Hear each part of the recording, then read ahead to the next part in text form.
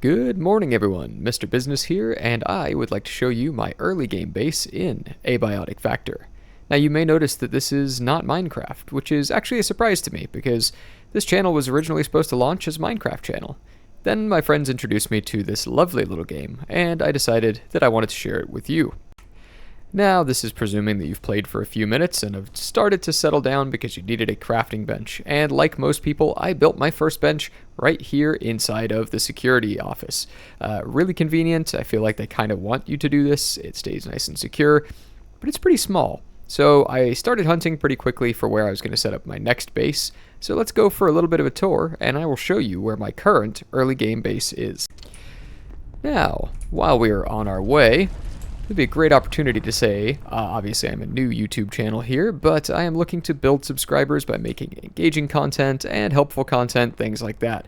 Now this is going to be a bit more of a free-form video. I just want you guys to see what I've done, but you know, at the end of the day, I think this is a great way to get my feet wet and get started. So if you'd consider hitting that subscribe button and maybe seeing if you like my content in the next couple of videos, that would mean the world to me. So thank you guys. Now on to the tour. As you can probably tell, I've set up in the pool area. You find this relatively early in the game, but I love how much space it gives you. I like the big open area up here because I think there's opportunity to actually build some platforms and things and expand this more into a two-story situation once I get better at this game. But it also gives me the ability to set up farming, the infinite water source. Anyone else hear that scream? The infinite water source is really nice because hydration is a real thing in this game and definitely can be challenging at times. And, of course, you also get this lovely two-story situation going on here for all of your crafting and sleeping needs. So first things first, how did I secure this area? So it's still a work in progress, but it seems to be working pretty well.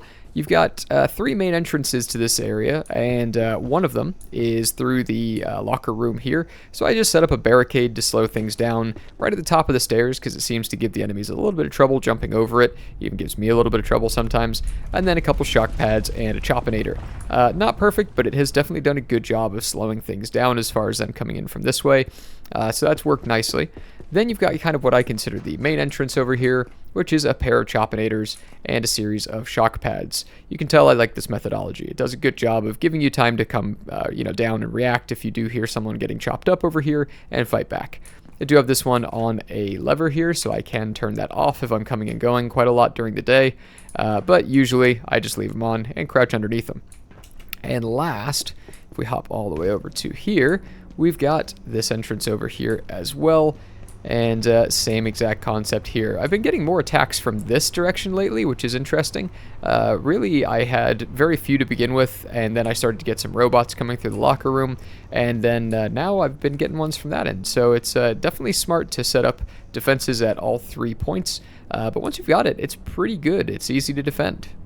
So we've got our base secure, but what do we do about food? Well, you have this convenient room over here. Now, I can't take credit for this layout. Oh, lovely. This is going to be a fun one tonight. Well, looks like we'll be showing how defensible this place is as well. So basically, let's see. Yep, got a little time.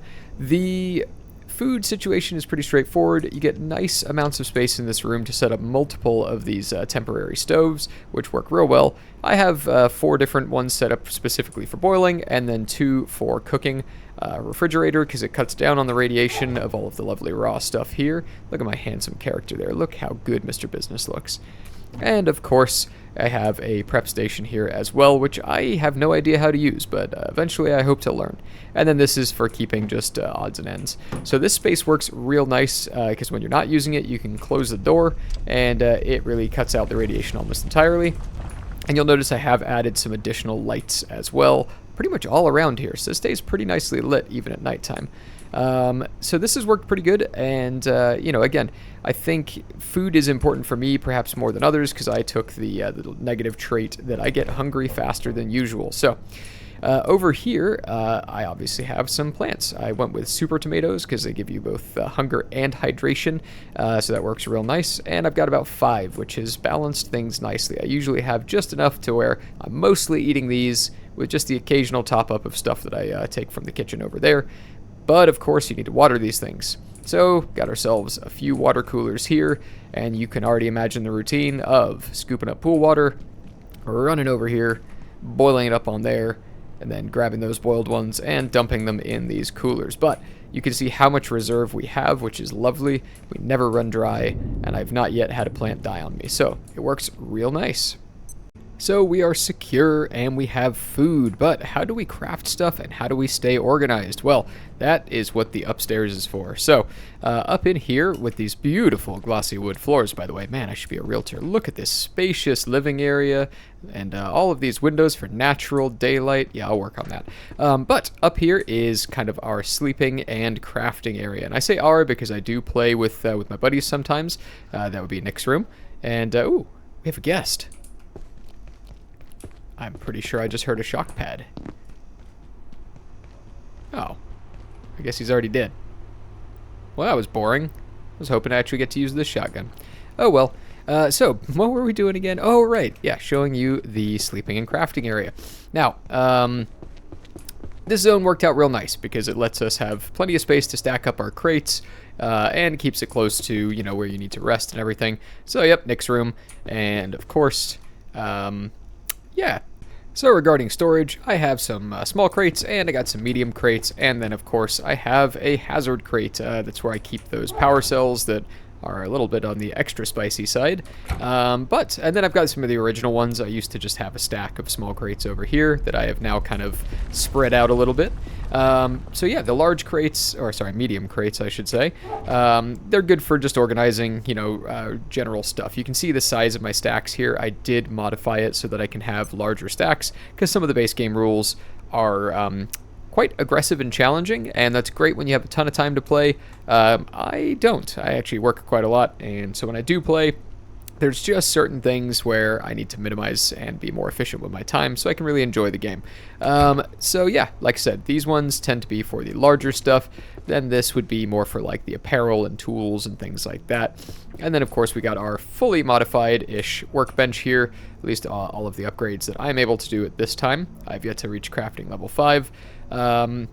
And then, you know, I guess, actually, that would be nice to get that portal suppression field, and we'll be able to fix the thing that's about to happen tonight. But, yeah, I guess, generally, this is my layout, repair bench over here. So all of it's right within reach. Real easy to run in, dump off all of the stuff you picked up on your most recent run, craft up whatever you need to craft, get some sleep, get some snacks, got a first aid kit up on the wall if you need healing.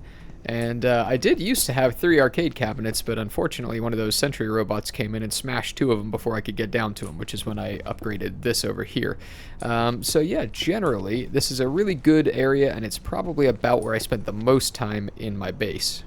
But what about the future of this base? Well, honestly, I've got a few ideas. I think I mentioned earlier, I do want to see if it's possible to expand this balcony out, possibly even connect to that over there. So I'm going to play with that and see what I can do with some of these platforms and things. I haven't really delved into that area of construction just yet. But yeah, I think it might be nice to gain some area up here. And also I want to try and use that little balcony over there for some stuff as well. So we're going to play with that. Don't really know what I will be using up there. Maybe expanding some of the farms or something, just to try and really crank up some food generation. I did just start planting a couple of other things over here. Decided to experiment with the round plots. I had an anti-light wheat thing in this one, which I grew and then harvested, and now I'm just running some potatoes as well, and I figured that'll let me dabble with the food a bit more. And then yeah, it might be fun to build some stuff like out almost on the water. I'll see if that's possible as well. Outside of that, I'm just going to kind of let the creative juices flow as we continue to build. So generally, I think, you know, this area has done me well, but also a lot of this has just come about simply by using the space, right? Come in, dump a crate down, dump your stuff off, and then just start really working with it and seeing how it's all going to go. I am now just delving into manufacturing, which is like kind of the 3rd level, I'll say, and it's a bit of a trek from here. It's not too bad. I've got it to where I can use the tram station to get across, so it's not a terrible shot, but I am feeling the distance a little bit every time I have to run back here with a full inventory and offload everything. So I'm hesitant to go too far with this, knowing that at some point I'll either have to break it down or at least lug all of the stuff across to a further outpost.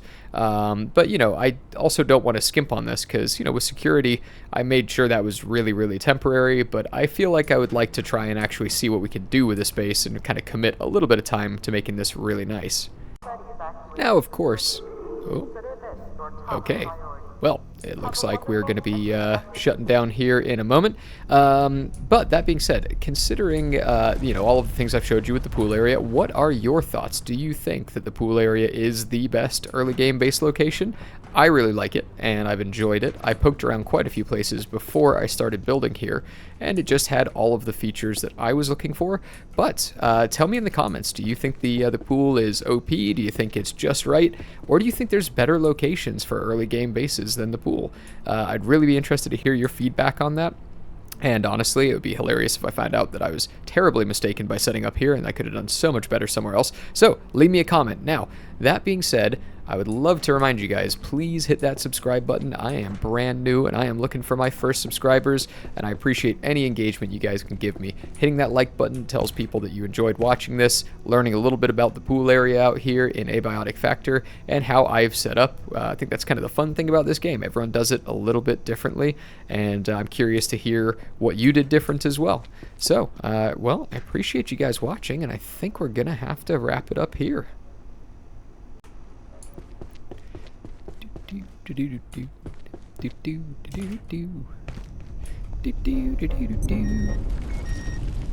Oop.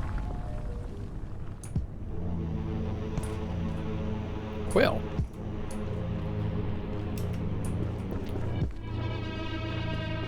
looks like it's nighttime. Not gonna lie, I was expecting portals, and I don't see portals. Rogue. Okay. Just in case.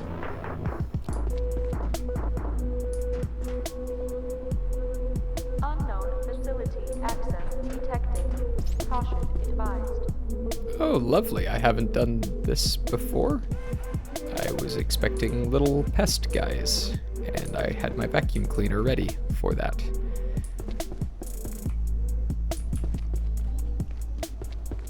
Well,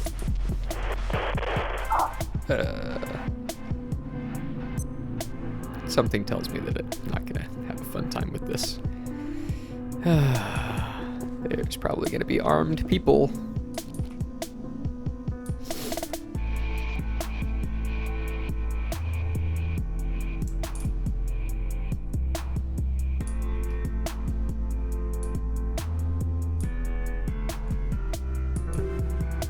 What?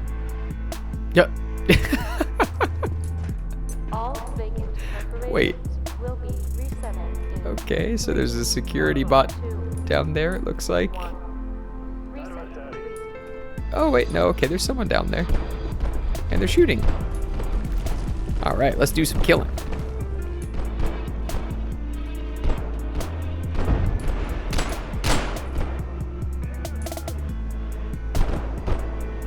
Are they shooting at my Chopinator? I think they are. Jerk faces. Alright. Well, I kind of don't want to go out there and kill them. I want to make them run into my Chopinator. Let's see.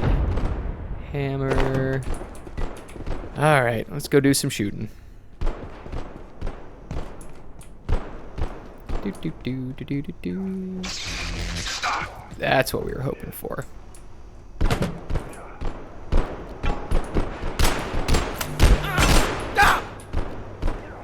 Well.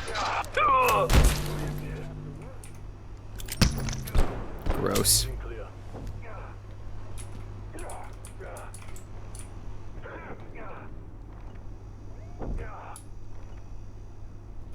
Whoop. Let's stay out of line of sight of that thing. I think I just got helped by a sentry bot in a big way. I'm guessing... Man, I need that ammo. Ooh, human skull. That's new. I'm guessing that was it, but let me go check the other entrances just in case, because I am brand new at this. Seem pretty good over here.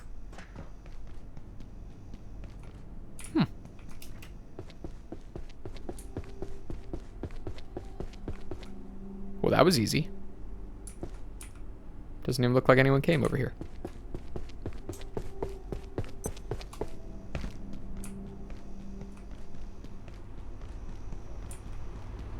Alright, well, let's hope that they all go that easy in the future, because that was kind of a breeze. I mean, like, they didn't even really do anything. Well, on that bombshell, I think we're actually going to wrap up the episode. Thanks for staying with me and watching that. That was fun.